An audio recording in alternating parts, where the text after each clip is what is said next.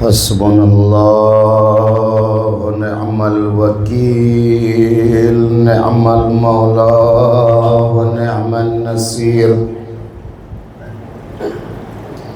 بسم الله الرحمن الرحيم.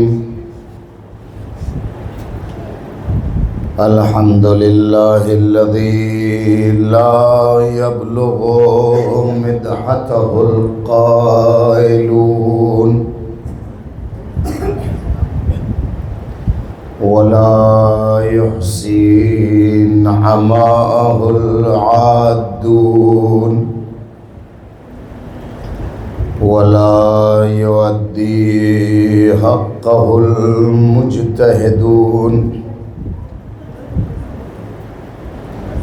الذي ليس لصفته حد محدود ولا نعت موجود ولا أجل ممدود. فطر الخلائق بقدرته ونشر الرياح برحمته وودد بالصخور ميدان أرضه. ثم الصلاة والسلام على الدافع جيشات الأباطيل والدامغ صولات الأغاليل، النور الساطع والضياء اللامع، المنهاج البادي والكتاب الهادي، المشهود بكعبة وهجرته بطيبة، مولانا ومولى الثقلين جد الحسن والحسين بالقاسم محمد.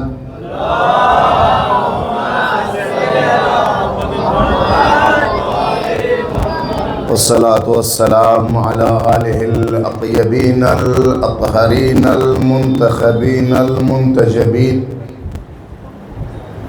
ولعنة الله على أعدائهم دائما باقيا متواترا متواصلا متكاثرا متزافرا من الآن إلى قيام يوم الدين. أما بعد، فقد قال الله تعالى وتبارك في كتابه المحكم وكتابه المتقن وقوله أحسن. بسم الله الرحمن الرحيم. يوم ندعو كل أناس بإمامهم.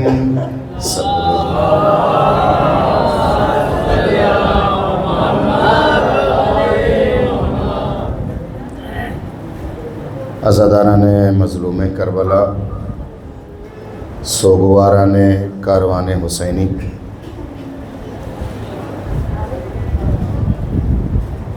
پروردگار کا صد شکر کہ اس نے ذکر اہل بیت کرنے اور سننے کی توفیق عنایت فرمائی، اور یہ خمسہ مجالس جو شہر بھوپال کے کرود علاقے کے حسینیہ میں منعقد ہوا، آج اس سلسلے کی ہماری 5ویں اور آخری گفتگو ہے، اور اس کے بعد انشاءاللہ علماء کرام آتے رہیں گے اور یہ سلسلہ جاری و ساری رہے گا. اور اسی طرح دل جمعی اور محبت کے ساتھ آپ جیسے پہلے شرکت کرتے ہوئے یہاں تک آئے ہیں، اس کے بعد انشاءاللہ ضرور آپ کی شرکت ہوگی، اور سیاہی لشکر حسین میں اس طرح سے آپ اضافہ کرتے رہیں گے. میری التجا ہے، جو میری نظر جوانوں پہ پڑ رہی ہے، اگر وہ ابھی سے دیوار کے سہارے کے بجائے اللہ پہ بھروسہ کرتے ہوئے یہاں دیوار پہ تکیہ نہ کریں، اللہ پہ بھروسہ کریں، آگے آ جائیں تو عین کرم ہوگا. اٹھے سارے لوگ، صلوات بھیجیں، شرمائے نہیں، چلے آئیے، آگے آئیے.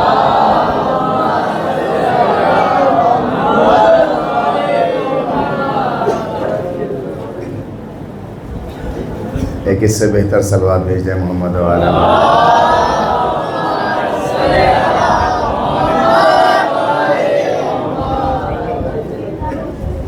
یہ وہ ذکر ہے جو کسی ذاکر کا محتاج نہیں، یہ وہ فضائل ہیں جو کسی کے کہنے اور سننے کے محتاج نہیں۔ اس ذکر کو بیان کر کے اور اس ذکر کو کر کے ہم آل محمد علیہ السلام کی فضیلت اور ذکر میں کوئی اضافہ نہ کر سکیں گے، بلکہ یہ کہا جائے کہ ہمارے ذکر کرنے سے آل محمد نہیں زندہ ہیں، بلکہ ان کا ذکر چونکہ ہم کرتے ہیں اس لیے ہم زندہ ہیں۔ ان کا ذکر ہمیں زندہ رکھتا ہے، اور ان کی فضیلت بیان کرنا ہمیں یہ بتاتا ہے کہ وہ قومیں مردہ ہو جاتی ہیں، وہ قومیں دفن ہو جاتی ہیں، وہ قومیں ختم ہو جاتی ہیں جو اپنے بزرگوں کو یاد نہیں رکھتی ہیں۔ آ جائے قبلہ صلوات بھیجیں محمد و آل محمد۔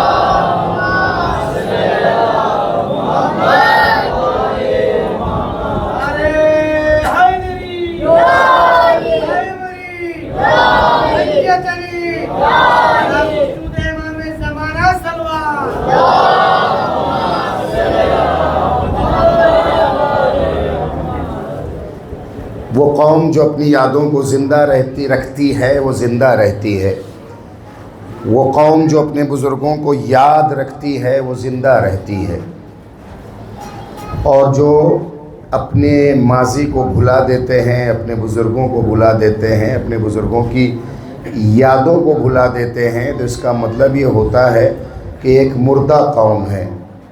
دو طریقہ ہو سکتا ہے یا دو وجہ اس کی ہو سکتی ہے اپنے بزرگوں کی یادوں کو بھلانے کا۔ یا تو ایک طرفہ یہ مشکل ہے کہ جنہیں تذکرہ کرنا چاہیے تھا انہیں سلیقہ تذکرہ نہیں آتا، انہیں مانگنے اور کہنے کا انداز نہیں آتا، یا یادوں کو زندہ رکھنا انہیں نہیں آتا۔ ایک وجہ یہ قوموں سے مربوط ہے۔ اس کا دوسرا رخ یہ ہو سکتا ہے، اور شاید اہم رخ یہ ہو، پہلا رخ یہ کہ اس قوم اور ملت کو اپنے بزرگوں کی یاد منانے کا سلیقہ نہیں ہے۔ دوسرا یہ بھی تو ہو سکتا ہے کہ وہ بزرگ اس لائق ہی نہیں تھے کہ ان کی یاد منائی جائے، نہ بزرگ اس لائق تھے، نہ ان کی باتیں اس لائق تھی، نہ ان میں فضیلت اس لائق تھی کہ اس کا تذکرہ کیا جائے۔ ہاں ایک طرف یہ ہے کہ ایک تذکرہ جب کیا جاتا ہے کہ ہمارا امام، ہمارا آقا، ہمارا مولا، ہمارا مرشد، ہمارا ہادی، ہمارا پیشوا، ہمارا رہنما، جسے رسول کعبے سے لائے تھے، جس کی جائے ولادت کعبہ ہے، اور ایک طرف جب دوسری فہرست تیار کی جائے تو یہی نہیں پتا کہ اسے کہاں سے لا کے قبیلے میں شامل کر دیا گیا ہے۔ ایک بار ہم کو پتا ہے کہ ہمارے پہلے امام کو مسجد کوفہ میں ضربت لگائی گئی اس دنیا سے، وہ تشریف لے گئے۔ ایک وقت یہ ہوتا ہے کہ یہی نہیں پتا کہ کس نے مار دیا اور کیوں مرا ہے۔ ایک وقت یہ ہوتا ہے کہ ہمیں پتا ہے کہ ہمارے آقا کا یہ مزار ہے، یہ گنبد ہے، یہ مینار ہے، اور یہ حرم مطہر ہے۔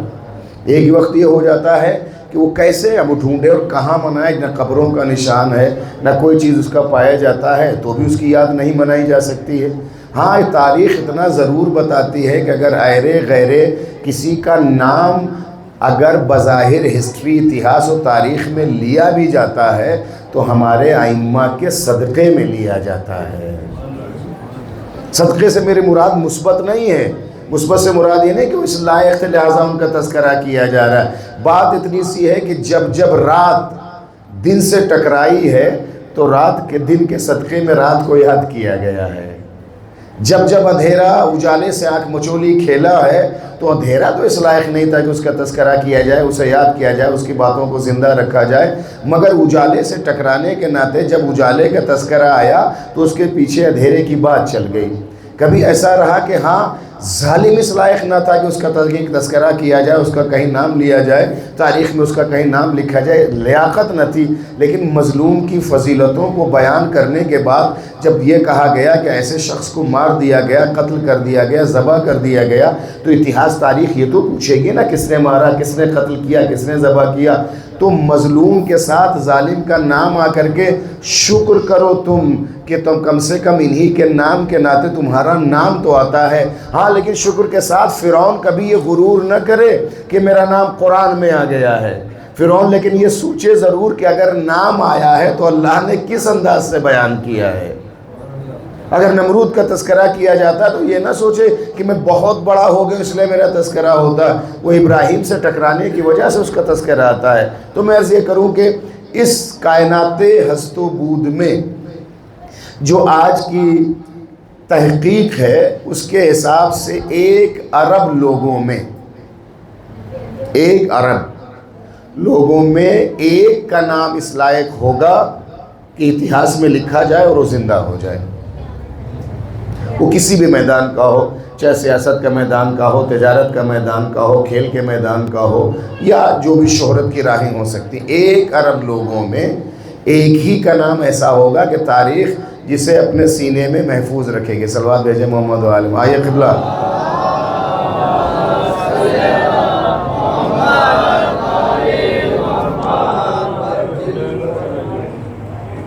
تشریف لائے۔ السلام علیکم۔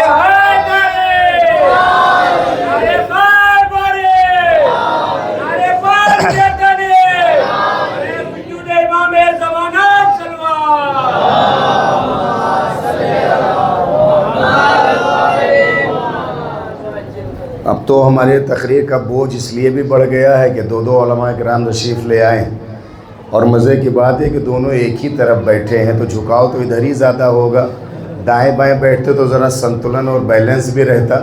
اور مزے کی بات یہ ہے کہ اس پروردگار کے آخری نبی اور آخری تاجدار نے اسی سنتلن اور بیلنس کے لیے 2 چیزیں انہوں نے دی تھیں کہ میں تمہارے درمیان 2 قیمتی چیزیں چھوڑ کر کے جا رہا ہوں، ایک قرآن اور دوسرے میرے اہل بیت۔ وہ اسی لیے رہے کہ جب بال سے زیادہ باریک پل صراط پہ تمہیں گزرنا ہو تو ایک ہاتھ میں قرآن ہو، ایک ہاتھ میں دامن اہل بیت ہو، ایسا بیلنس رہے، نہ ادھر ڈگمگاؤ نہ ادھر ڈگمگاؤ۔ اب یہ اور بات ہے کچھ زیادہ ذمہ داروں نے صرف اللہ کی کتاب لے لی ہے، اگر وہ بیلنس برابر کر پائے تو وہاں ملیں گے، اور اگر نہیں کر پائے تو جہاں انہیں پہلے سے فکس ہے وہاں چلے جائیں گے۔ صلوات بھیجیں محمد و آل محمد۔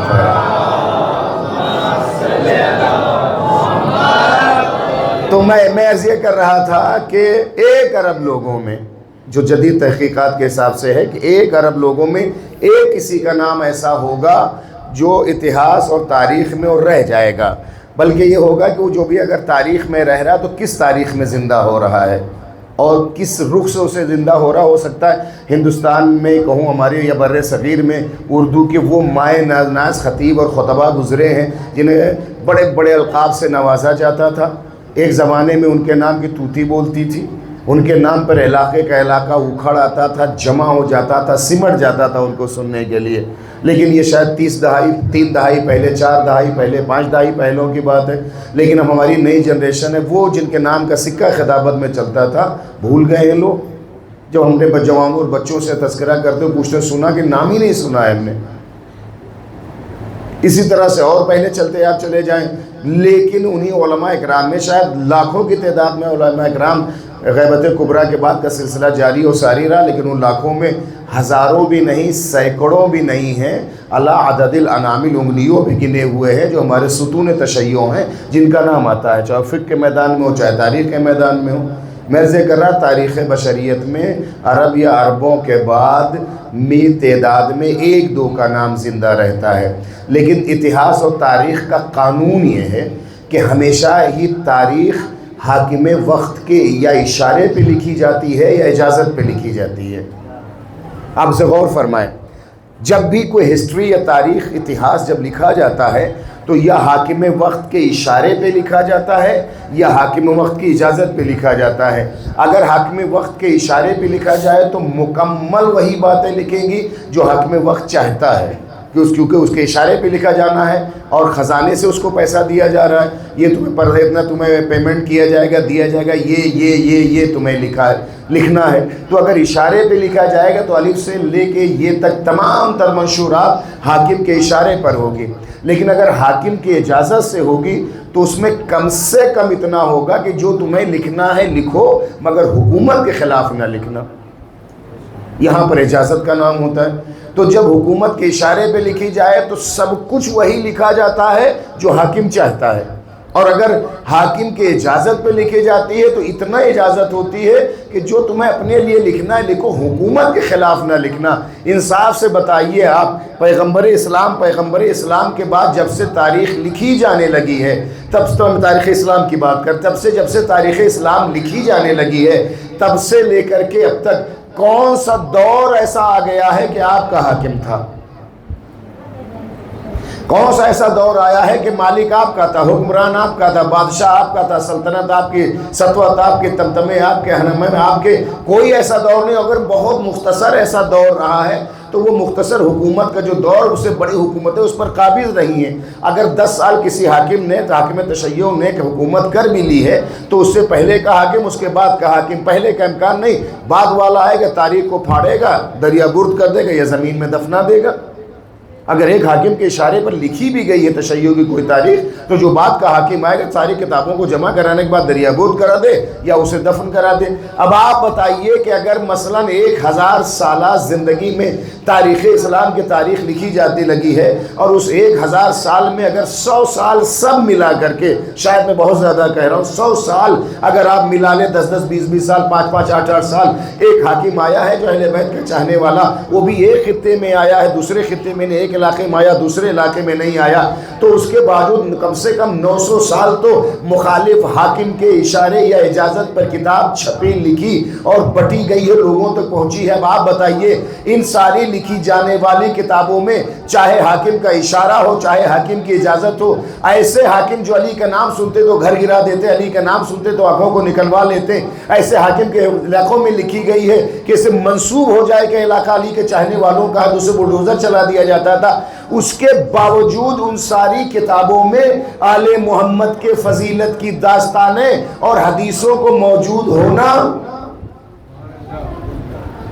یہ کیا فضیلت کے معجزے کا ایک معجزہ نہیں ہے؟ بڑا اچھا جملہ علامہ طالب جوہری کو فرماتے ہیں، وہ پروردگار جس نے فرعون کی گود میں موسیٰ کو پالا تھا، اسی نے آل محمد کی فضیلت کی حدیثیں کتابوں میں محفوظ کر دیا ہے۔ صلوات بھیجیں محمد اور آل محمد پر۔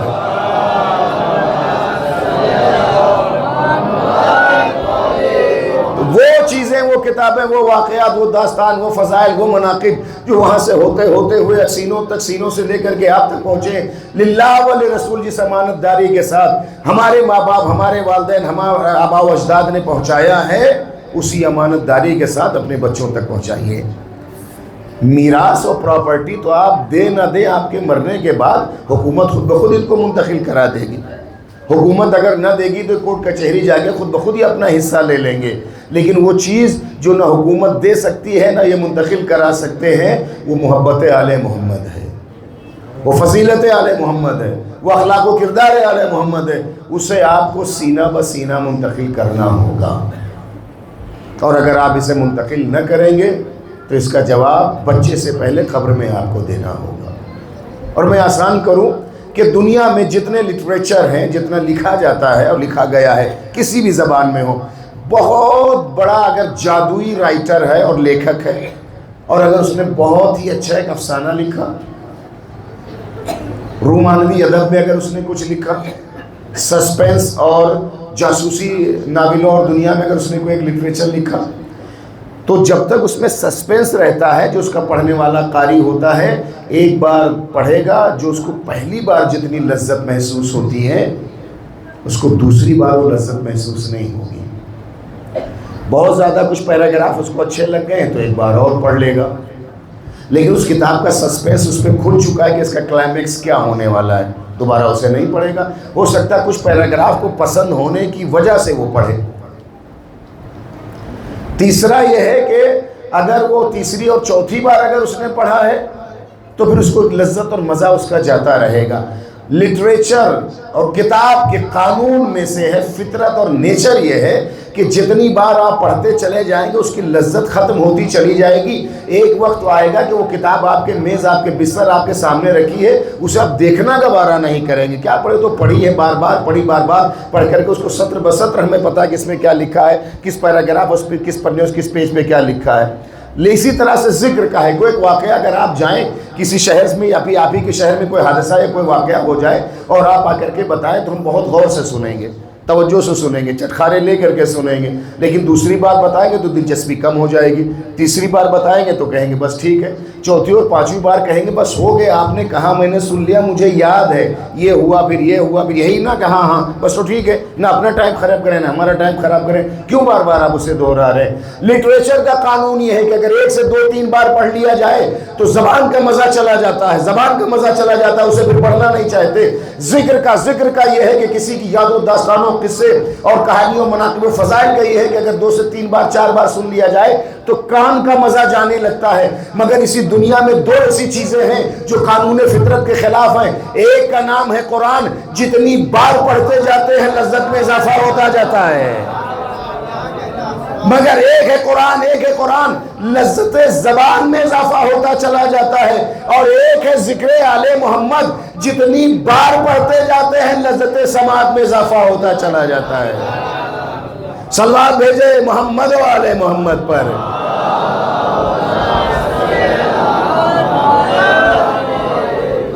ہم نے تو ذکر و داستانوں کے بارے میں یہ سنا ہے کہ میں نے جیسے عرض کیا نا، ہم اپنے دوستوں کے ساتھ بیٹھتے ہیں، احباب کے ساتھ بیٹھتے ہیں، کبھی کسی سے بے تکلف اور فرینک اپنے ہوتے جو رشتے میں بڑے بھی ہوتے ہیں، وہ اپنی داستان کبھی جوانی کی ہو، بچپن کی 3 بار 4 بار 5 بار جیسے وہ شروع کرتے ہیں کہ میں وہاں گیا تھا، اچھا بس وہ پتہ ہے آپ کیا کہنا چاہ رہے ہیں۔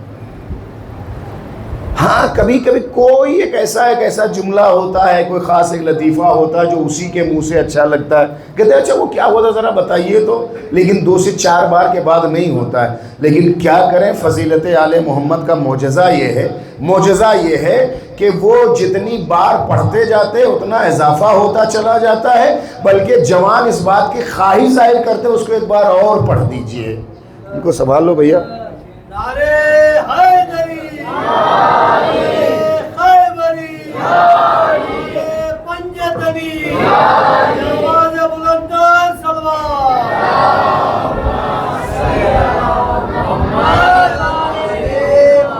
ایک اس سے بہتر سلوات بھیجے محمد و آل محمد۔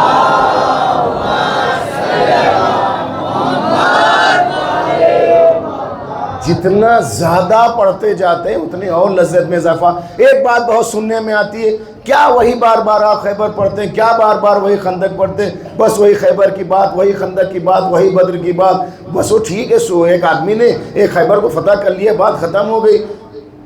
ایک آدمی بس رات میں ایک بستر پہ سو گیا، کسی کو ہو گیا، بات ختم ہو گئی۔ ایک آدمی نے کسی عمر ابن عبدود کو مار دیا تھا، بات ختم ہو گئی۔ اچھا بھیا، مارا کسی نے ہے، مرا کوئی ہے، بیان ہم کرتے، تکلیف آپ کو کیوں ہوتی ہے؟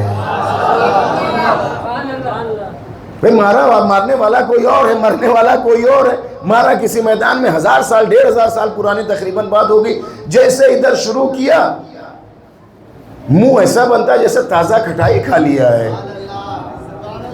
اردو اور انگریزی کے 4 منہ بن جاتا۔ تکلیف آپ کو کیوں ہے؟ بات وجہ یہی تو ہو سکتی ہے کہ ایسا لگتا ہے مارا وہ گیا تھا، رشتہ آپ سے ملتا ہے،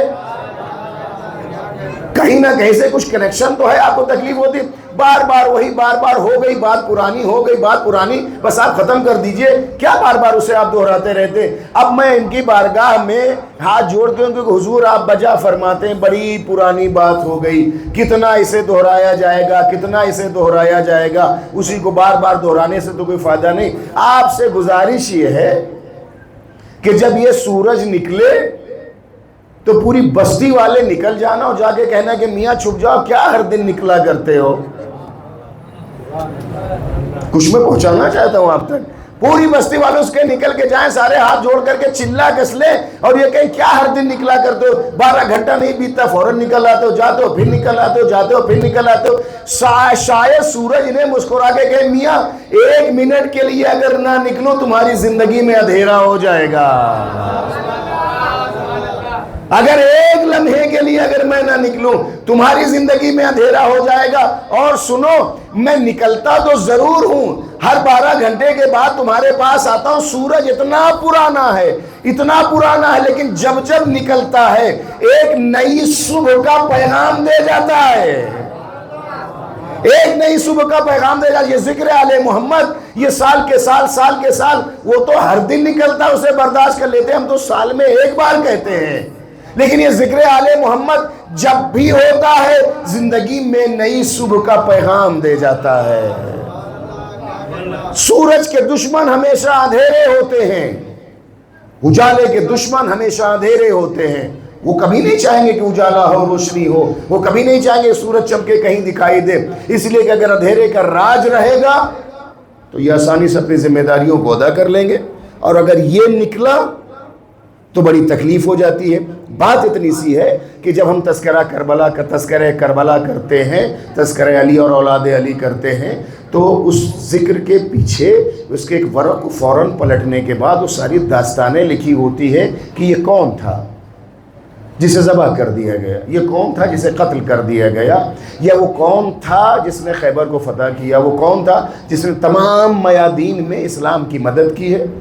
تو یہ جب بات ہوتی ہے کہ اچھا ہو گیا، ٹھیک ہے، بس گئے، جتنی پرانی بات ہے، ایک قلعہ ہی تو فتح کر لیا گیا۔ ہندوستان میں کتنے سارے قلعے فتح ہوئے، ہمارے اپنے نے کیا اور دشمنوں نے بھی آ کر کے فتح کیا، یا ہمارے جوانوں بہادروں نے دوسروں ملکوں میں جا کر کے فتح کیا قلعوں کو۔ بات اتنی سی نہیں ہے، جب لشکر جاتا ہے کسی مہم پر اور کسی جنگ پر، ایک محلے کے 2 لوگ چلے گئے اس بٹالین میں، آرمی میں جنگ ہوئی، جنگ ہونے میں دونوں لڑے، دونوں فوج میں شریک تھے۔ میں اتہاس پڑھتا ہوں بلکہ مثال پیش کر دوں سماج کا، کوئی جنگ ہوئی، ایک محلے سے 2 آرمی کے لوگ اس میں تھے، اسی بٹالین میں، اٹیک میں دونوں لوگ تھے۔ ایک وہ جو تھا وہ بہت جم کے لڑا، جان کی بازی لگا دی، خون میں لت پت ہو گیا، اور اپنے بٹالین کو اس نے جتایا، اور دیش کا جھنڈا جا کر کے اس نے دشمن کے زمین پہ گاڑ دیا۔ انہی اسی محلے کے رہنے والے ایک صاحب اور تھے، وہ گئے تو تھے لیکن وہ آگے سے زیادہ پیچھے چل رہے تھے، آگے بڑھنے سے زیادہ پیچھے کے لیے آ رہے تھے۔ گولی ادھر کی چلتی تھی، دل ان کا بیٹھ جاتا تھا، گرتا ادھر والا تھا، کپڑا ان کا خراب ہو جاتا تھا۔ اب یہ جب محلے میں واپس آئیں گے اور اس جنگ کے جب اتہاس کو لکھا اور بیان کیا جائے گا تو کچھ لوگ پوچھیں گے جنگ کیسی رہی؟ تو جس نے بڑھ بڑھ کے حملہ کیا تھا، جس نے بڑھ بڑھ کے حملہ کیا تھا، جس نے تلوار کی بڑھ پر موت کو ان لوگوں تک پہنچایا تھا، نہیں بلکہ اس کے زیر سایہ حیات کو بانٹا تھا، وہ تو بتائے گا۔ اور وہ بتائے نہ بتائے، اگر وہ انکساری کر جائے تو دیگرے تو بتائیں گے کیا ہوا تھا، کیا ہوا تھا، کیا ہوا تھا۔ جب اس جنگ کا تذکرہ ہوگا، دونوں چہرے اگر سامنے بیٹھے ہیں، یہ مسکرائے گا اس لیے کہ یہ اس میں خون میں لت پت ہو کر کے جھنڈا گاڑا ہے، اور یہ بھی ہے جو گئے تھے، جو واپس ہو رہے تھے، بیرکیڈ میں واپس ہو رہے تھے، یہ چاہیں گے کبھی تذکرہ نہ ہو، یہ چاہیں گے ہمیشہ تذکرہ ہو۔ بس اتنی سی بات ہے۔ جہاں بات میدان کی آتی ہے، جو اولاد جن کے آباء و اجداد بڑھتے چلے گئے ہیں، وہ چاہیں گے یہ تذکرہ بڑھتا چلا جائے۔ جن کے آباء و اجداد باپ دادا میادین میں بڑھتے چلے گئے ہیں، وہ چاہیں گے یہ تذکرہ بڑھتا چلا جائے۔ جو پیچھے ہٹتے چلیں گے وہ چاہیں گے تذکرہ ختم ہی کر دیا جائے۔ بس اندھیرے اجالے کی جنگ ہے۔ جن کو برداشت ہوتا ہے، جنہیں اچھا لگتا ہے، یہ سمجھ لو ان کا ماضی بڑا درخشندہ ہے، اور جن کے چہرے بن جاتے ہیں سمجھ لو یہ اپنے بزرگوں سے شرمندہ ہیں۔ صلوات بھیجیں محمد و آل محمد پر۔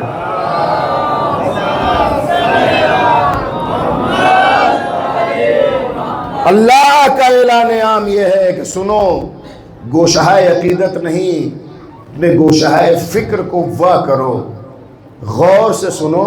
یہ ہمارا اعلان رہتی دنیا تک، صبح قیامت تک سب کے لیے ہے کہ ہم ہر ایک کو اس کا پیشوا، اس کے ہادی، اس کے رہبر، اس کے گائیڈ کے ساتھ ہم اسے بلائیں گے، اپنے حضور میں اپنے حضور اسے حاضر کریں گے۔ پھر نہ وہاں گلہ ہوگا، نہ شکوہ ہوگا، نہ بہانہ ہوگا، نہ کسی قسم کی پہلو تہی کا امکان پایا جائے گا، اس لیے کہ تمہاری زندگی خود تمہارے لیے نامہ اعمال کے طور پہ پیش کر دی جائے گی۔ کس کے پیچھے بھاگتے تھے، کس کو فالو کرتے تھے، کس کے نام کا جھنڈا اٹھاتے تھے، کس کے نام کا کھاتے تھے۔ وہاں پر امکان نہیں پایا جائے گا۔ اور ہدایت کے اللہ نے دو ہی چیزیں رکھی، سے دو لفظوں میں کہہ کہ میں اصل موضوع کی طرف آؤں گا جو ہمارے احباب اور جوانوں کی خواہش اور دلی تمنا کے تحت، کہ اللہ نے ہدایت کے لیے، امام کا کام ہی ہوتا ہے کہ ہدایت کرے، تو ہدایت کو اللہ نے دو صورتوں میں پیش کیا۔ یا ہدایت تکوینی ہوتی بائی نیچر، یا تشریعی ہوتی ہے بائی لا اور قانون کے طور پر۔ تکوینیات میں یہ ہے کہ اللہ نے نیچر اور فطرت میں رکھا۔ اگر آپ کو یاد ہو تیسری یا تیسری مجلس میں نے مفصل اس میں گفتگو کی تھی کہ نیچر میں اللہ نے موجودات کے جاندار چیزوں کے رکھا ہے کہ یہ کیا چیزیں ہونی۔ تشریعات ہوتی ہے کہ قانون کے ذریعے سے ہوتا ہے، اور نیچر سے باہر کی ایک چیز ہوتی ہے، جس تشریعات میں عقل ہے، انبیاء ہیں، صحیفے اور کتب سماوی ہیں، اور آخری کتاب کا نام قرآن ہے۔ میری التجا ہوگی، دونوں ہمارے چھوٹے بھائی یہاں بیٹھے ہیں، امام جماعت اور امام جمعہ ہیں، ان کی کاوشیں، ان کی زحمتوں سے آپ خوب واقف ہیں، ان کی جافشانیوں سے واقف ہیں۔ یہ اپنا وقت کیسے آپ کو دیتے ہیں، کتنا آپ کی خدمات انجام دے، اور آپ کا پیار بھی پہنچتا ہے ہم تک۔ ہمیشہ آپ کی محبتوں کو یاد کرتے ہو، بے بانگِ دہل آپ کی محبتوں کا اظہار، چاہے فون کے ذریعے یا جب میں آپ کے یہاں شہر آتا ہوں تو اظہار کرتے ہیں آپ کی محبت کا، کہ آپ ان کے ساتھ کتنا محبتانہ پیش آتے ہیں، برتاؤ کرتے ہیں۔ لیکن میری التجا یہ ہے کہ ان کی کاوشوں، ان کی زحمتوں کے ساتھ ساتھ ایک وہ چیز جو اس دنیا سے زیادہ اس دنیا میں کام آنے والی ہے، اس پر ذرا دھیان دیں آپ۔ وہ چیز یہ ہے کہ صبح آپ کا بچہ اسکول جاتا ہے، ٹیوشن پڑھتا ہے، پھر آنے کے بعد اس کے بعد شاید قرآن کا درس ہوتا ہے۔ ٹھیک ہے، اچھی بات ہے کہ آپ کا بھی ایک سسٹم، ایک روٹین اس کو فالو کرتے ہو، آخر میں قرآن و دینیات کا رہتا ہے۔ کوشش یہ کریے کہ نمبر اچھے لائے، ٹیوشن میں جائے، اسکول جائے، وہ دنیا کے لیے ہے۔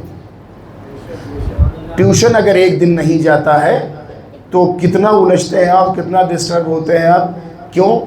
اس لیے کہ وہاں زیادہ پیسہ لگا ہوتا ہے ٹیوشن میں دیے ہوئے کو، اور عالم دین کے پاس جو بلاتا ہے، فون کرتا ہے، میسج کرتا ہے، آج آپ کا بچہ نہیں ہے اور آیا، جو پڑھاتا ہے اس کے لیے گیا تو گیا، نہیں تو نہیں گیا، کہ اس نے کہہ دیا نہیں گئے تو ٹھیک ہے، ہاں گئے تو بھیج دیا تو بھیج دیا۔ میں یہ کہنا چاہتا ہوں کہ جب آپ بڑی سی بڑی ڈگریاں حاصل کریے گا تو کر کے کیا ہو جائے گا؟ بہت بڑا پروفیسر بن جائے گا، بہت بڑا انجینئر بن جائے گا، بہت بڑا ڈاکٹر بن جائے گا۔ ان تمام ڈگریوں کو اگر وہ اپنے کاندھے پہ لادنے کے بعد ایک بہت بڑے ملک کی حکومت کا نوکر بن جائے گا۔ سرکاری نوکری ہی تو کہتے ہو ماں، ایک رشتہ اگر ہونے والا ہو، چاہے جتنا بڑا پیسے والا ہو، تو لوگ کترا جاتے اگر یہ سن لیتے کہ یہ نوکر ہے۔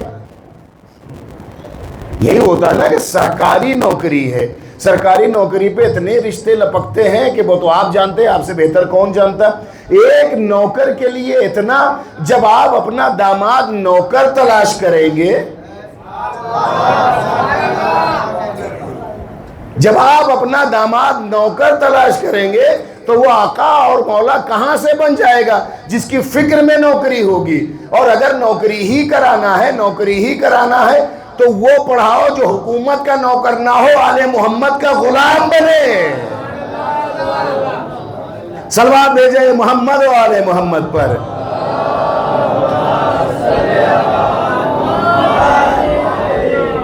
عمر کی عمر تلاش کر کے پریشان کر کے رکھ دیتے، نوکری مل جائے، سرکاری نوکری۔ بعضوں تو ایسا سینہ ٹھوک کے کہتے ہیں کہ سرکاری نوکر ہیں۔ ایک سرکار کی نوکری پر اتنا ناز، وہ جو کائنات کا بادشاہ ہے، جو کائنات کا مالک ہے، جو دو جہاں کا میر کارواں ہے، اس کے در سے اگر کوئی طالب علم وابستہ ہو جاتا ہے، کوئی عالم دین یہاں سے لے کے قم، نجف اور دیگر ممالک جو اعلیٰ تعلیم کے لیے اگر چلا جاتا ہے تو کہتے ہیں کہ عالم دین بن کر کے کریں گے کیا؟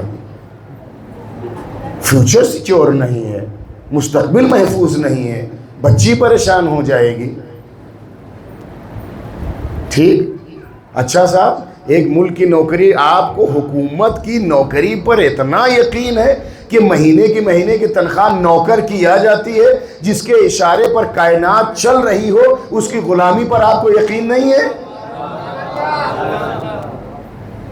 اگر آپ کو اپنے آقا اور اپنے اللہ پر یقین ہے تو در آل محمد سے جڑے ہوئے طالب علم ہو یا عظیم ترین اور اعلیٰ ترین عالم دین ہو، اس کو روٹی کی فکر نہیں ہوتی ہے۔ اس لیے میں جملہ نقل کرنے جا رہا ہوں، جب نوکر یا مزدور ہوتا ہے تو وہ تنخواہ پر ہوتا ہے، نوکری چھوڑ دے گی تنخواہ ختم، مزدوری پہ نہیں گئے تو اس دن کی دہاڑی نہیں ملے گی۔ لیکن غلامی کا قانون الگ ہوتا ہے، نوکر جب تک نوکر ہے تنخواہ ملے گی، ہٹا دیے گئے ختم۔ مزدور جب تک مزدوری کرتا ہے، اگر اس دن گئے تو گئے، نہیں تو نہیں گئے تو پیسہ نہیں ملے گا۔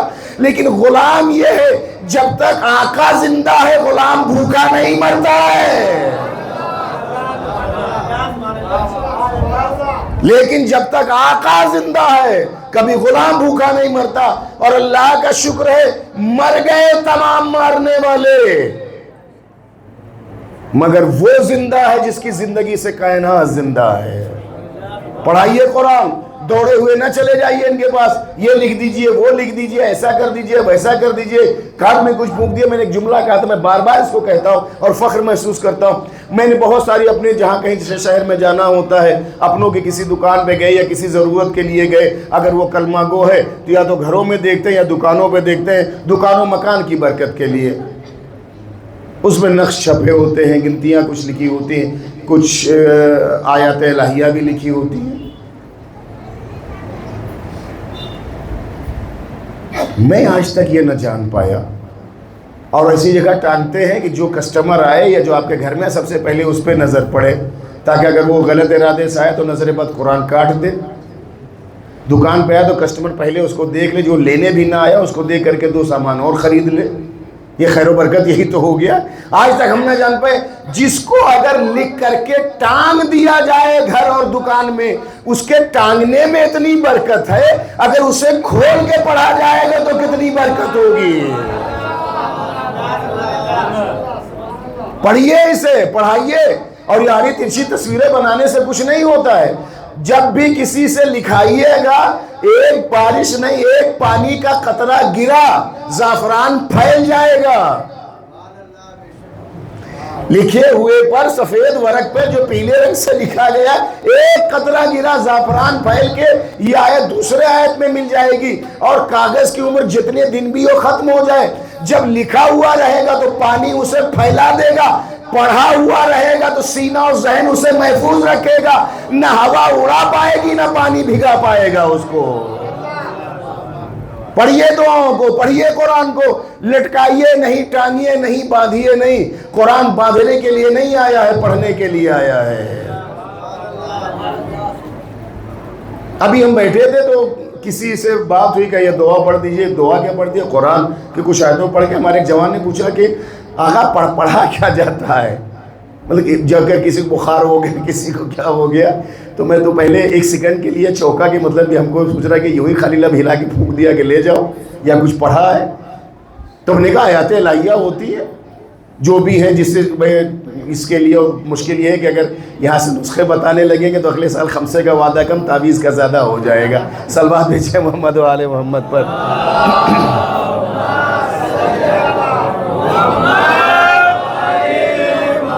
پھر اتنا اچھا لگا، اس جوان نے کہا قبلہ سے کہہ دیئے کہ ان کی والدہ خود جو ہے وہ 4 کل پڑھ لیا کریں، 70 بار کم سے کم الحمد پڑھ کر کے بچوں پہ دم کر دیا کریں، آیات کو کھول کے نہ دے علی کو کال پڑھ دیا کریں، آیت الہیہ کو پڑھ دیا کریں۔ دوڑنے سے بہتر یہ ہے کہ علاج خود تلاش کریں۔ وہ اگر خاک اٹھا کے بھبوت کے نام پہ دے دے گا، عقیدے میں آپ لے کر کے چلے آئیں گے۔ کم سے کم جب آپ قرآن کھول کے پڑھ رہے ہو گے، آپ کو یقین ہوگا کہ آپ قرآن ہی پڑھ رہے ہیں۔ عقیدوں کے کمزور لوگ چھوٹی بڑی قبروں کو ناپتے ہیں، چادروں کو دیکھتے ہیں، لیکن جنہیں اعتماد ہوتا ہے وہ گھرانہ اس گھرانے کے ماننے والا ہے، وہ ٹانگنے پر بھروسہ نہیں کرتا، اس سر پہ اعتماد کرتا کہ کٹ بھی جاتا ہے تو قرآن پڑھتا ہے۔ اتار پہ بھی سمجھ کر بولا، سورج پکارا چاند بولا، عرش سے اٹھ کر تارا بولا، ایک نعرہ حیدرے،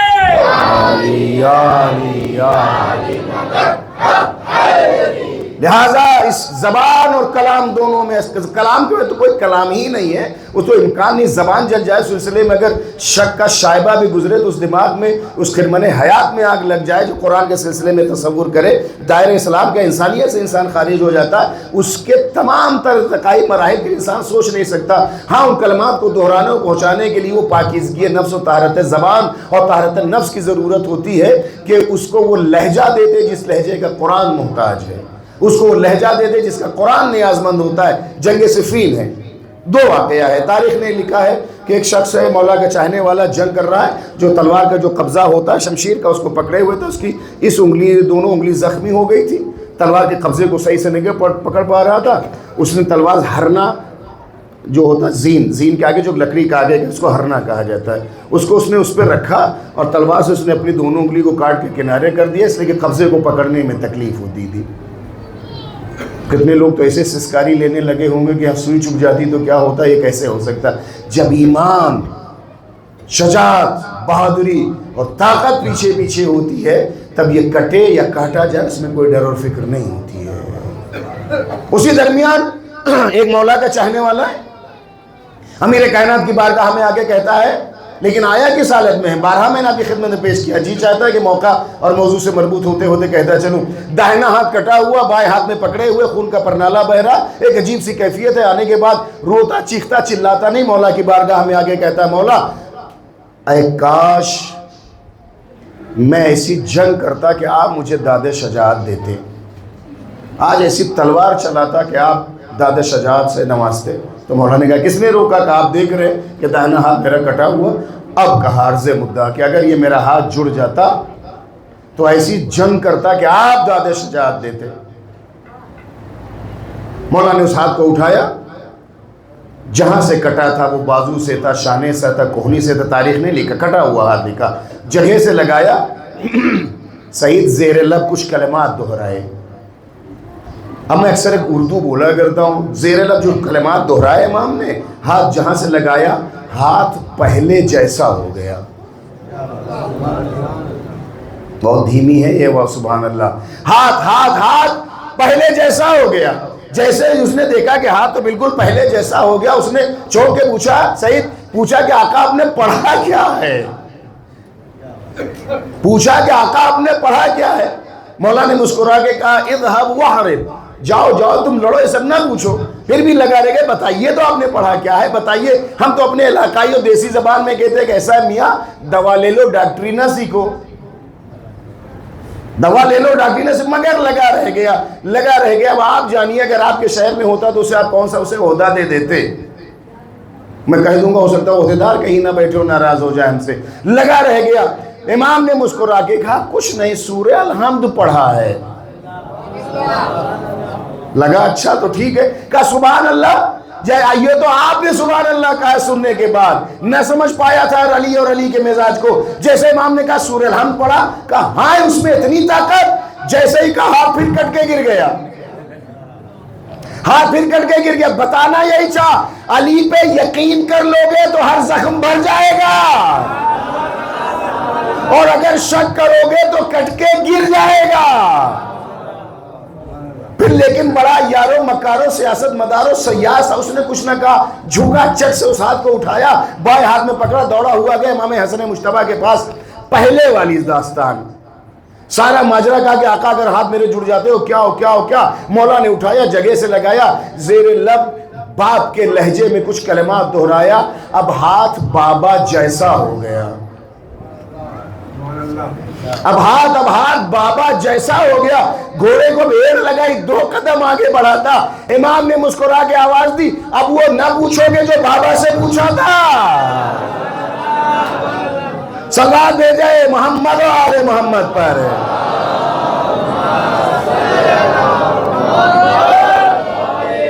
یہی سورہ الحمد ہے، دونوں باپ اور بیٹے نے زیر لب دہرایا ہے، کٹا ہوا ہاتھ جڑا ہے، اور وہ مجاہد جا کے اس نے جنگ کی ہے۔ مردے زندہ ہوتے ہیں قرآن سے، اور ہوئے ہیں، اور ابھی بھی ہوتے ہیں اور ہو سکتے ہیں۔ ہمارے دونوں چھوٹے بھائی علماء کرام ہیں، اللہ نہ کرے کوئی حادثہ ہو جائے، اور اگر کہیں ہو گیا ہے تو جہاں آپ دعا ہوا کے لیے بلاتے ہیں، میں کسی ایک سے کہیے گا جو زیادہ ان میں سینئر ہوں کہ قبلہ تو پڑھ کے گئے ہیں، میں تو چلا جاؤں گا، مجھے کہیے کہ قرآن پڑھنے سے مردہ زندہ ہو جاتا ہے، اور یہ دونوں گئے اور کسی نے پڑھا، اگر وہ اٹھ کے بیٹھا تو وہ تو زندہ ہو جائے گا، جس نے پڑھا وہ مر جائے گا۔ اگر الحمد پڑھا اور کہیں وہ اٹھ کے بیٹھ گیا اور قبلہ کو سلام کر لیا، وہ تو زندہ ہو جائے گا، جس نے پڑھا ہے وہ مر جائے گا۔ اس لیے کہ قرآن پر یقین نہیں ہے کہ وہاں پڑھنے سے انسان زندہ ہو جاتا ہے۔ افسوس یہ ہے کہ مردہ ضمیر و سماج والوں نے زندے کو مارنے کے لیے تو قرآن پڑھا ہے، مردے کو زندہ کرنے کے لیے کبھی قرآن نہیں پڑھا گیا ہے۔ پڑھائیے اپنے بچوں کو، اور آج وارث قرآن ابھی بھی زندہ ہے، جس کے لہجے میں وہی الفاظ فاطمی ہیں اور علوی کاٹ ہے اور حسینی انداز پایا جاتا ہے۔ آج بھی جب وہ کعبے کے پاس بیٹھ کر کے تلاوت کلام الہیہ کرتا ہے تو کعبہ اس کا طواف کرتا ہے۔ آج بھی جب وہ بیٹھ کر کے پڑھتا ہے آیات الہیہ کو تو رات آنکھ جھپکانا بھول جاتی ہے، سورج سفر کرنا بھول جاتا ہے۔ لہن و لہجے داؤدی صدقے ہوتی ہے اس یوسف زہرا کے، اے میرے اللہ وہ لہجہ سنا دے، اے میرے کریم پروردگار ان آوازوں کو گنہگار کانوں تک پہنچا دے۔ کیسا پڑھتا ہے یوسف فاطمہ، ہم نے حسین فاطمہ کو تو پڑھتے نہ سنا، مگر حسین فاطمہ کے لہجے کو سننا چاہتے ہیں میرے پروردگار۔ یہ میرے معبود ہمارے کان اس لائق نہیں ہیں یوسف فاطمہ کے تلاوت کلام الہیہ کو سن سکے، لیکن اگر تیرا کرم ہو جائے تو کیا کچھ نہیں ہوتا ہے۔ یہ تو اس حسین کا پوتا ہے کہ اپنے مجرم کو معاف کر دیتا، اور معاف کرنے کے بعد پیشانی پر کائنات کی قیمتی ترین چیز باندھ کر کے یہ کہتا ہر جاؤ، دنیا میں بھی آزاد ہو اور آخرت میں بھی آزاد ہو۔ اے جوانوں، میں تمہارے ہاتھوں نہیں قدموں کو چومنے کے لیے تیار ہوں، میرے لیے فخر ہوگا وہ جوان جو عشق امام زمان میں غرق رہتے ہیں۔ میں جب سے آیا ہوں دوسرے دن سے مسلسل تنہائی میں یہ سوچا کرتا ہوں اور دعا کرتا ہوں، جب بھی جوان آ کے بیٹھتے ہیں اور وہ پوچھتے ہیں اور کہتے ہیں آقا کچھ ہمیں زمانہ کے بارے میں بتائیے۔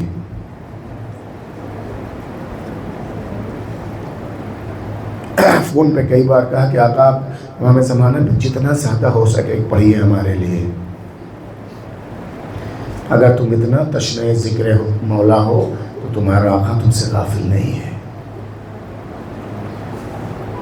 ایک لمحے کے لیے تم سے غافل نہیں ہے۔ وہ کہتا ہے کہ اگر میں طرفۃ عین سے پلک جھپکتے تم سے غافل ہو جاؤں لَيَمْحُ الشَّيَاطِينَ، تو یہ دنیا کی جتنے شیاطین ہیں تمہیں پیس ڈالیں گے، تمہارا زندہ رہنا، تمہارا سالم رہنا، اس فرش عزا پر زندگی اور سلامتی کے ساتھ بیٹھنا، کوئی ہے جو تمہارے لیے دعا کرتا ہے،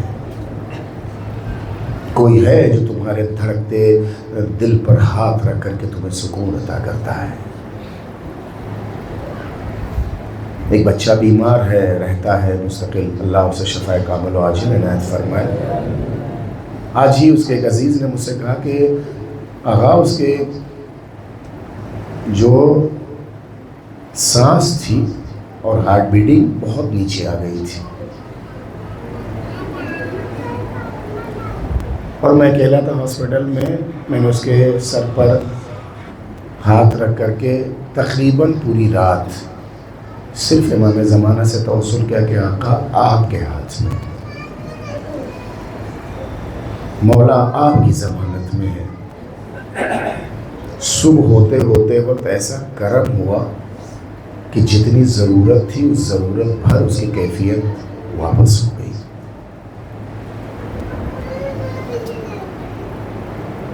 اسماعیل نام ہے ایک شخص کا، ہلے کا رہنے والا، بہت مشہور ہے شہر، اب تو شہر ہو گیا، تب ایک گاؤں میں علامہ ہلی، اور ایک سے ایک وہاں سے علماء پیدا۔ آپ لوگ تھکے تو نہیں ہیں؟ ایک صلوات پڑھتے ہیں بلند آواز سے۔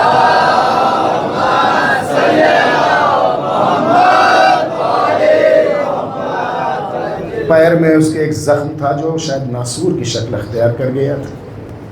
کام اس کا تھا، کسان تھا، کھیتی باڑی کرنا، اناج کو بیچنا، اس سے اپنی زندگی چلانا. زخم بڑھتے بڑھتے اس کیفیت میں ہو گیا کہ اس کا چلنا پھرنا مشکل.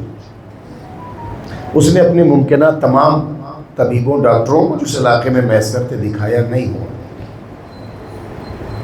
وہ آیا سید ابن طاؤس علیہ الرحمہ، اگر نام آپ نے سنا ہو، لہوف کتاب کے رائٹر اور عجیب و غریب شخصیت. کبھی اگر وقت ہوگا یا کسی علماء سے پوچھیے گا جو آئیں گے بعد کی ہماری مجالس میں. یہ بغداد میں رہتے تھے. سید ابن طاؤس کے پاس وہ آیا شخص، اسماعیل نام ہے، اور اس نے اپنی پوری بپتا جسے کہا جائے سنائی، دکھ درد کا ماجرا سنا کہ آقا ایسا ایسا ہے، کیا کریں. تو ایک بہت بڑی شخصیت تھے. انہوں نے بغداد کے اس وقت کے جو مشہور ڈاکٹرز تھے انہیں بلایا.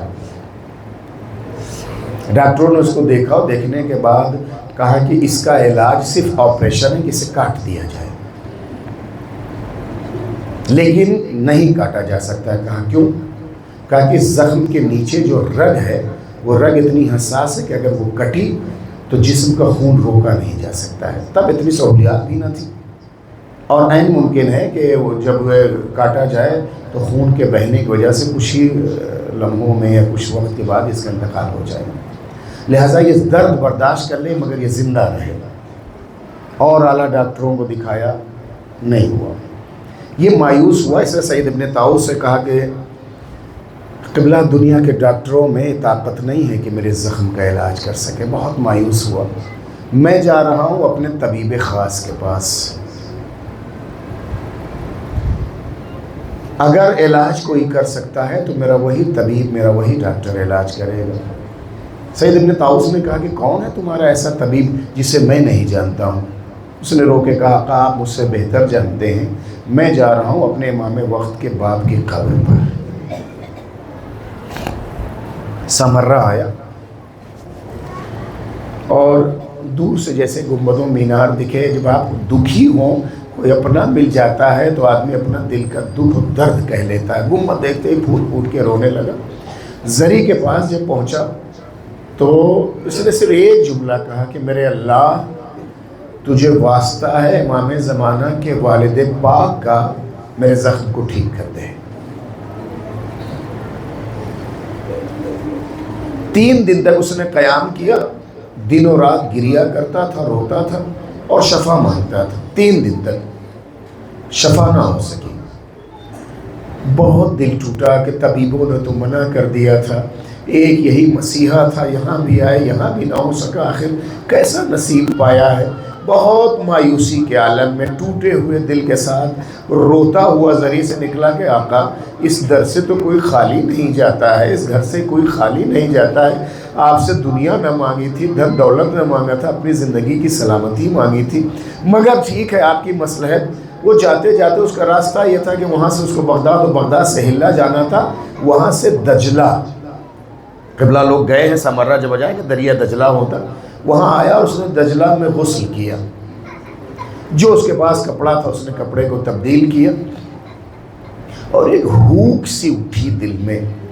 اب تو بلڈنگیں بن گئی، ورنہ پہلے دجلہ سے سمرہ کا دکھتا تو دور سے بھی دکھتا تھا.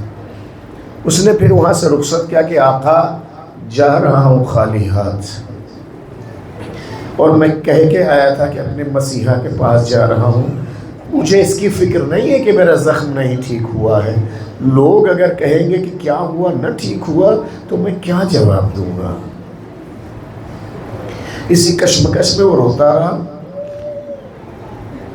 4 سوار آتے دکھائی دیے، گھوڑے پہ سوار تیزی کے ساتھ اس کی جانب بڑھ رہے تھے. اس نے دائیں بائیں دیکھا تو دور دور تک کوئی اور نہیں دکھائی دے رہا تھا، اور سوار بڑھتے چلے آ رہے تھے اس کی جانب.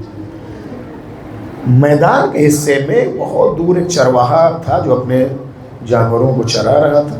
لیکن وہ سوار جب قریب بہت قریب آ گئے تو اس میں ایک بوڑھا تھا، 2 جوان تھے، اور اس میں ایک ایسا حسن نہ تمام تھا جس نے سبز رنگ کا عمامہ باندھ رکھا تھا. اللہ جانے سورج اس کی ایسی بلائیں لے رہا تھا، چاند واری ہو رہا تھا. اس نے قریب آ کر کے مسکرا کے کہا اسماعیل سلام علیکم. جھک کر کے اس نے ادب کے ساتھ جواب دیا. کہا اسماعیل تم بابا کے پاس گئے تھے؟ دل ٹوٹ گیا ہے تمہارا، بہت رنجیدہ ہو گئے ہو تم. اچھا ہاں تمہارے پیر میں زخم ہے نا جس کے لیے تم بہت پریشان ہو. کہا جی جی جی. آئیے کہا ذرا لاؤ دیکھیں تو صحیح. گھوڑے سے اترا وہ شخص، زخم پہ ہاتھ رکھ کے دبایا. کہا یہاں تو کچھ نہیں ہے. کہا آپ کیسی بات کر رہے ہیں؟ میں اسی کو فریاد کو لے کر کے کوچا و کوچا شہر بشہر پھر رہا ہوں. اس پاکیزہ ہاتھ نے جب ہاتھ ہٹایا تو درد نہیں، زخم کا نشان تک نہیں تھا. تب تک نہیں جان سکا یہ کون ہے، کیا ہے. اس لیے کہ اس وقت تک اگر امام نہ چاہے تو تمام تر قوتیں سلب ہو جاتی ہیں. یہ حیران و پریشان رہا. اس کے بعد کچھ دیر کے سکوت کے بعد کہا کہ معاف کیجئے گا لیکن آپ کو ہمارا نام کیسے معلوم ہے؟ مسکرا کے کہا نام نہیں، تمہارا دکھ درد نہیں ہم جانتے ہیں. پھر یہ جو بوڑھا شخص امام کے جو صحابیوں میں سے مسکرا کے کہ اسماعیل ان کو جانتے ہو کون ہے؟ کہا کہ نہیں. کہا وہی ہے جس کے باپ کے قبر پہ گئے تھے، جس کا واسطہ دے کے تمہارا امام وقت ہے. اے میرے اللہ میں تو بیان نہیں کر پا رہا ہوں، جس نے یہ دیکھا اس پر کیا بیتی ہوگی. گر جاتا ہے قدموں پہ، وہ گریا قدموں پر. بس آقا اے میرے مولا میں پہچان نہ سکا، اے میرے کریم میں آپ کو جان نہ سکا. دنیا کی تلاش میں اتنا اپنے کرم کا ڈالا، کہاں یہ دست نازنین پاک، کہاں میرا گنہگار پیر. آپ قدر کریں اس جملے کی، کہاں امام وقت، کہاں ایک گنہگار کا پیر. لیکن وہ ایک کریم آقا جو ہر کے سر کو اپنے زانوں پہ رکھتا ہو، اس کا لال اس کی یادگار ہے. روتا رہا آقا اب مجھے آپ بچا لے، اپنی پناہ میں لے لے مولا، مجھے اپنی نوکری میں لے لے. اے میرے آقا میرے کریم مولا، مجھے اپنی غلامی میں لے لے. امام مسکراتے رہے. تمہارا من چاہا مل گیا، تمہاری حاجت پوری ہو گئی، اسماعیل اب تم جاؤ. یہ کہہ کے امام نے ایڑ لگائی. گھوڑا آگے بڑھا، یہ دوڑا. کچھ دور تک امام نے پیچھے پلٹ کے مسکرا کے کہا اسماعیل واپس ہو جاؤ. پھر یہ دور دوڑتا ہے. کہا اسماعیل مصلحت نہیں ہے کہ تم میرے ساتھ جاؤ، تم واپس چلے جاؤ. یہ اس کے قدم میں ایسا لگتا ہے جیسے بیڑیاں ڈال دی گئی ہوں. روتا رہا. امام کا سورج آگے بڑھتا چلا گیا. میرے آقا اے یوسف زہرا، یہ سب آپ کی دید کے لیے بیٹھے ہیں مولا. اس میں ہر ایک کے پاس کوئی نہ کوئی زخم ہے مولا.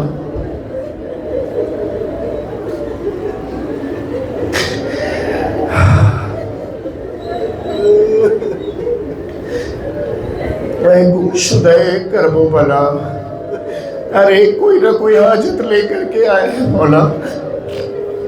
ہمیں مانگنے کا سلیقہ نہیں آتا، ہمیں کہنے کا سلیقہ نہیں آتا. ہم نہیں جانتے کہ آپ کو کیسے بلایا جاتا ہے، ہم نہیں جانتے کہ آپ سے کیسے دعا کی جاتی ہے. لیکن باپ بچے کو سکھاتا ہے، باپ بیٹے کو سلیقہ بتاتا ہے. مولا آپ بتا دیجئے کیسے آپ سے گفتگو کروں تاکہ آپ کو دیکھ لوں. مولا آپ بتا دیں کون سے دعا کروں کہ آپ سے ملاقات ہو جائے.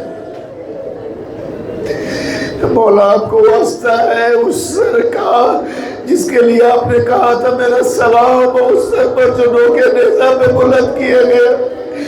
مولا آپ کو واسطہ ہے اس چہرے کا جس کے لیے آپ نے کہا ہے میرا سلام اور رخسارے پر جو شمر کے تماچوں سے نیلے ہو گئے تھے.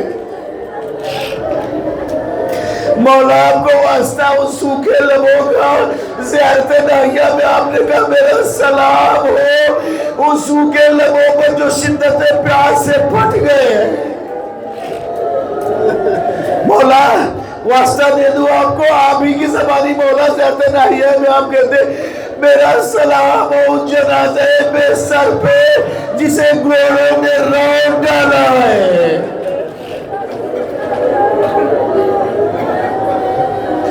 مولا آپ کو واسطہ ہے اس ننھی یادگار حسین کا جس کے کانوں سے بالیاں اتاری نہیں نوچی گئی ہیں۔ مولا بحق مادرت، بحق پدرت، بحق جدت حسین ایک نظر کرم کر دیں۔ یہاں سے جو بھی اٹھے آج سب اپنی حاجت لے کر کے اٹھے اور کہیں کہ آج حسین کے لال نے ہمیں سرخرو کر دیا ہے۔ مولا یہ آپ کے نام پر رو رہے ہیں، مولا یہ آپ کے نام پہ جان دینے کے لیے تیار ہے۔ ہمارے پاس کچھ نہیں ہے آنسوؤں کے سوا مولا، ان آنسوؤں کو اگر آپ اپنے قدموں میں شرف قبولیت بخش دے تو ہماری دنیا اور آخرت کامیاب ہے۔ اے جوانوں میں معافی چاہتا ہوں، مسلسل تمہیں تاکید کرتا ہوں قبلہ مصائب دیر تک پڑھیے، دیر تک پڑھیے، میری مجبوری ہے میں دیر تک مصائب پڑھ نہیں پاتا ہوں۔ یہ سفر کا مہینہ شروع ہو گیا نا، آپ اس امام بارگاہ میں شہر بھوپال میں بیٹھے ہیں، آنکھوں کو بند کریے اور دل کے کانوں کو کھولیے، علی کی بیٹی شام پہنچ گئی ہے۔ میں کوئی کوتاہی نہیں کروں گا۔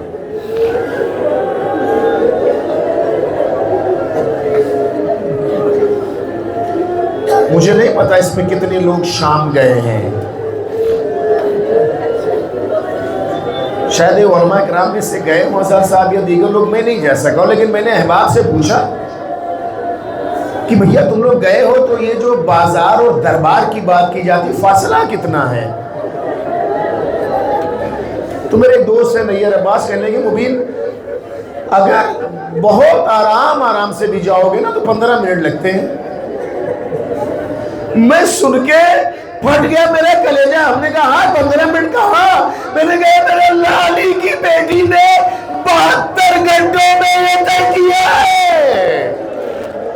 آوازوں کو بلند کرو، علی کی بیٹی جی کے مری ہے، مر کے جی ہے۔ اس حمزے کے آخری مجلس ایسا پرسد ہو کہ امام زمانہ تمہارے نام تمام شم میں لیں۔ انہیں پہ شروع کی ہے مجلس، انہیں پہ ختم کروں گا۔ باب الساعت، اس دروازے کا نام باب الساعت ہے۔ ساعت کا مطلب گھڑی ہوتا، لیکن گھڑی کا اس وقت امکان نہیں تھا، اس لیے کہا جاتا ہے کہ پہروں کئی دن تک 72 گھنٹے کو جوڑیے کتنے ہوتے، اس اسیروں کے قافلوں کو وہاں روکا گیا تھا۔ کہاں لے جایا جا رہا ہے؟ شام، زندان کی جانب۔ لیکن وہاں جانے سے پہلے تاریخ نے یہ لکھا ہے کہ جب یہ آمادہ کیا جانے لگا تو بازار میں جانے، اللہ میں کیا کروں میری زبان جل جائے میں نہ کہہ پاتا، مگر مقتل یہ کہتا ہے کہ بازار میں داخل ہونے سے پہلے بازار کے باہر روکا گیا اس قافلے کو، اور روکنے کے بعد سب سے پہلے بازار میں آئینہ بندی کی گئی ہے۔ آئینہ بندی کا مطلب سمجھتے ہیں دونوں طرف شیشے لگائے گئے، ادھر والا ادھر دیکھے، ادھر والا یعنی جدھر نگاہ گھمائے انسان دیکھ سکتا ہے۔ میرے اللہ، بیویاں اگر سر کو جھکا بھی لے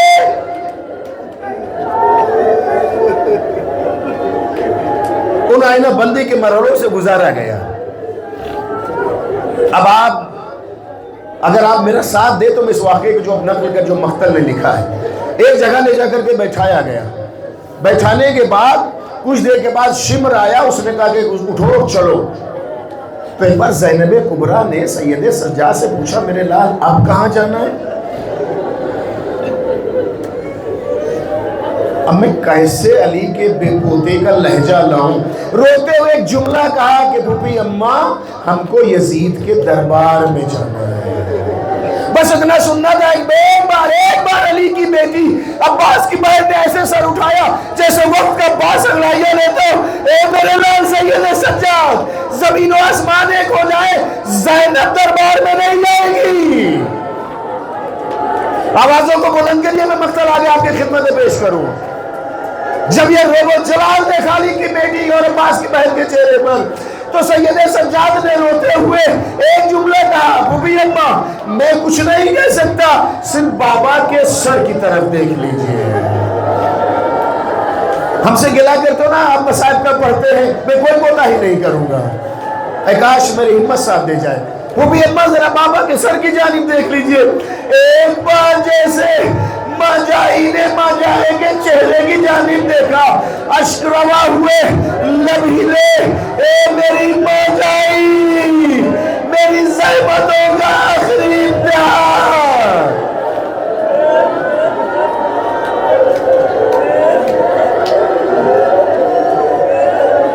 اے بہن اس امتحان کو تمہیں انجام دینا ہے۔ تاریخ نے لکھا علی کی بیٹی نے زمین پہ داہنا ہاتھ رکھا، یا علی کہہ کے کھڑی ہوئی، بھیا تمہاری خاطر تو زینب یہاں تک چلی۔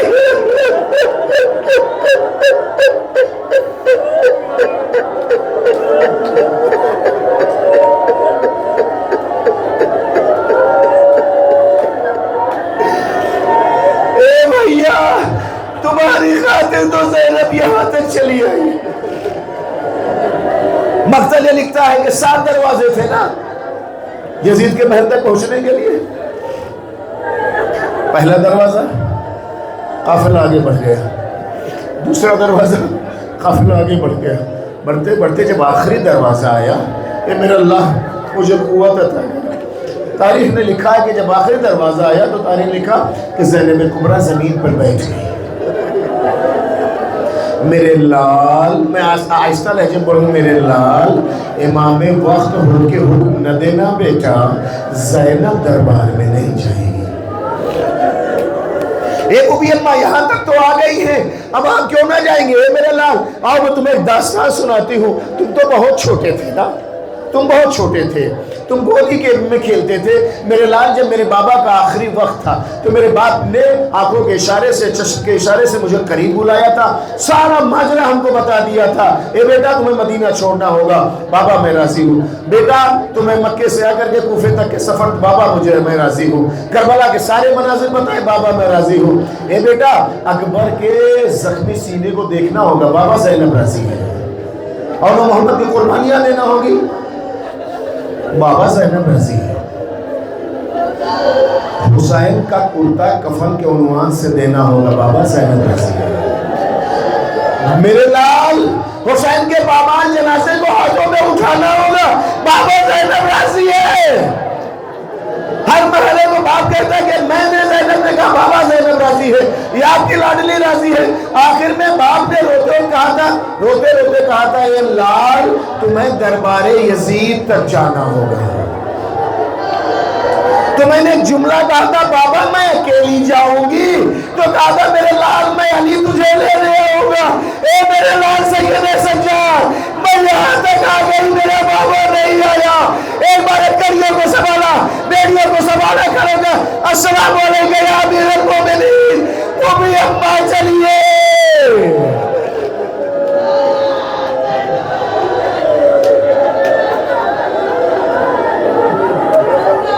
وہ بھی اماں چلیے یا علی کہہ کے بڑھی دربار میں۔ اب آپ میری جانب ایک لمحے کے لیے میری جانب دیکھیے، ساری بیویاں بے مخنو چادر ہے، بے مخنو چادر ہے۔ مقتل نے یہ لکھا ہے کہ جب یہ صف بنائی گئی تو ایک بیوی دوسری بیوی کے پیچھے، دوسری بیوی تیسری بیوی کے پیچھے اپنے آپ کو چھپاتی جاتی تھی، یا اللہ کہاں گئے جا۔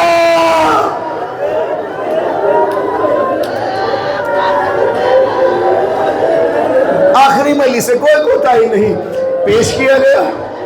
ہوتا تو یہ ہے کہ جس کا دنیا سے گزر جائے اسے پرسہ دیا جاتا ہے نا، کیسا پرسہ دیا جا رہا ہے سرائے اہل حرم کو؟ ایک تشتے طلا میں ریشم کے کپڑے سے ڈھکی ہوئی کوئی چیز لائی گئی، بس کوئی چیز لائی گئی۔ جیسے اس ریشم کے کپڑے کو ہٹایا، تشتے طلا میں حسین کا کٹا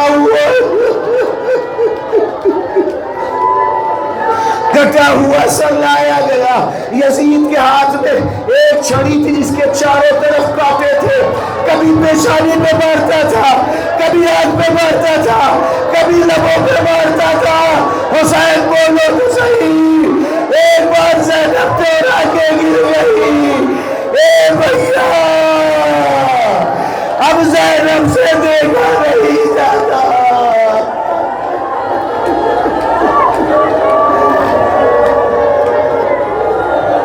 واہ حسینہ، واہ غربتہ، واہ محمدہ، واہ علیہ. روتی چلی گئی حسین کی بہن. سکینہ غش پہ غش کھاتی رہی بابا. شہادت کے بعد بھی آپ پر ظلم